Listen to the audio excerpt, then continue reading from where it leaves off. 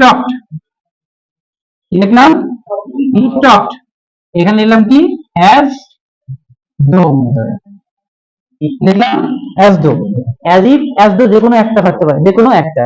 তাহলে এখানেও লেখা আছে অ্যাজ ইফ অ্যাজ দো, তাই না? এখানকার বলতো এই অ্যাজ ইফ এর আগের এটা কোন টেন্স? এটা কি প্রেজেন্ট ইনডিফিনাইট নাকি পাস্ট ইনডিফিনাইট? কি করে বুঝলা? এটা কি দিয়ে আছে? ভি1 আছে, তাহলে এটা কি প্রেজেন্ট? তাহলে এটা আছে কি?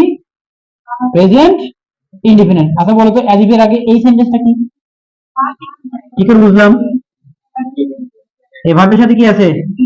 ইডি, তার মানে এটা কি? ভি2। তাহলে পরবর্তী বাক্যটা কি হবে বলেছি? এটা তো প্রেজেন্ট ইনডিফিনাইট, তাহলে পরে কি হবে? Past indefinite. তাহলে he talks as if he. এবার কি নো হবে নাকি নিউ হবে? নিউ। নো এর ভি2 কি? এভরিথিং, তাই তো? হি নিউ এভরিথিং, সে কথা বলে যেন সে সবই কি জানতো, সবই কি মানে সে পারদর্শী, তাই তো? অ্যাজ দো, এটা মানে কি? যেন। এটা মানেও কি? যেন। হি টকড আছে কি? হি টকড, এখানে কি ভি2 আছে? তার মানে পাস্ট ইনডিফিনাইট। কোন টেন্স আছে? Past indefinite. পরে কি হবে? Past perfect. পাস্ট পারফেক্ট গঠন কি? সাবজেক্টের পর কি হয়? হ্যাড। সাবজেক্টের পর কি হয়?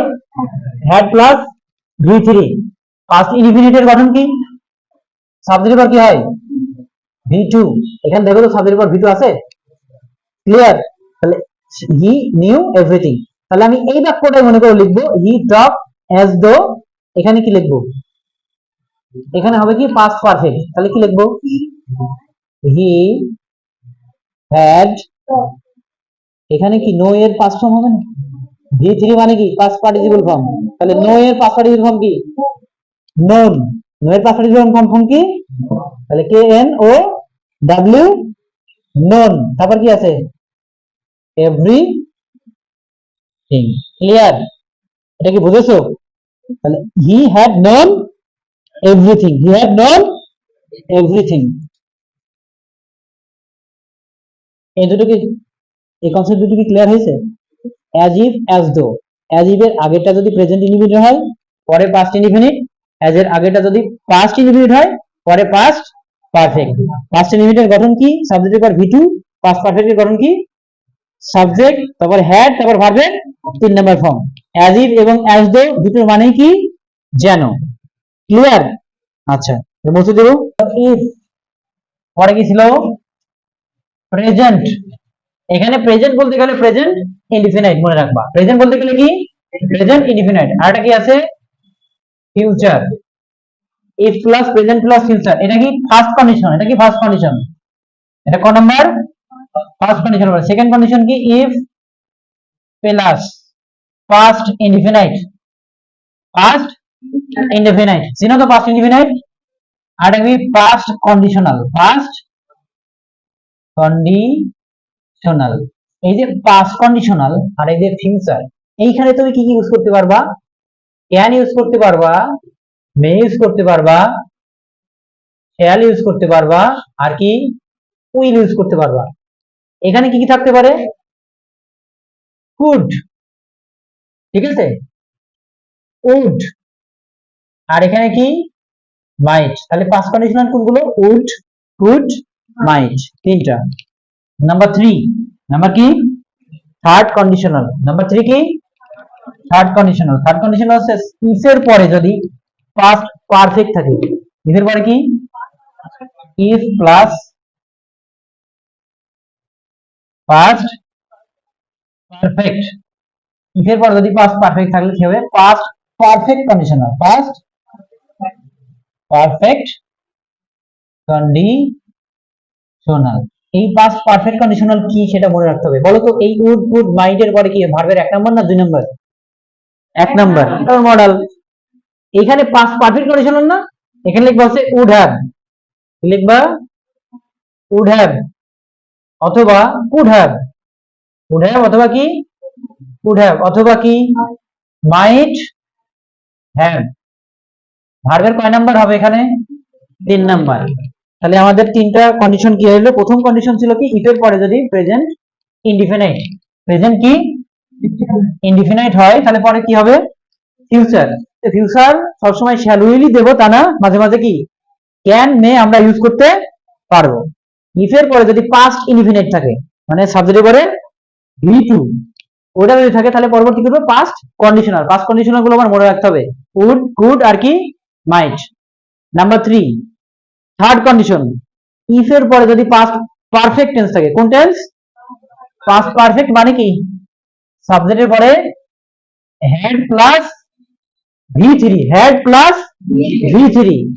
আর পাস্ট ইনডিফিনিট মানে সাবজেক্টের পরে কি হবে? V two. এই তো, এটুকু চিনতে পারলে হবে। দেখো, আর অবশ্যই পাস্ট পারফেক্ট কন্ডিশনাল কোনগুলো সেগুলো মাথায় রাখতে হবে, would have, might have.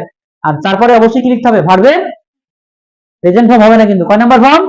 3 number, মানে ভার্বের পাস্ট পার্টিসিপল ফর্ম। আমি একটা করে উদাহরণ দিই, দেখো, ইফ ইউ রিড, যদি তুমি পড়ো, তাই তো?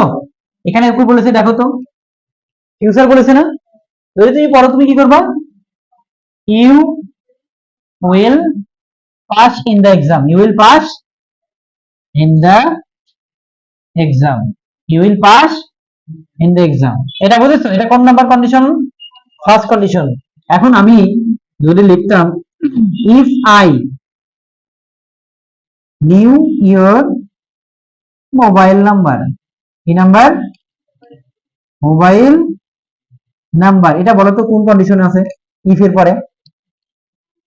আমি উদাহরণ লিখছি, এটা কোন কন্ডিশন? Second condition. আচ্ছা, যদি বলি ইফ আই হ্যাড এ কার, এটা কোন কন্ডিশনে আছে বলো তো? ইফ কোন কন্ডিশন আছে বলো? If I had known your mobile number, তাই তো?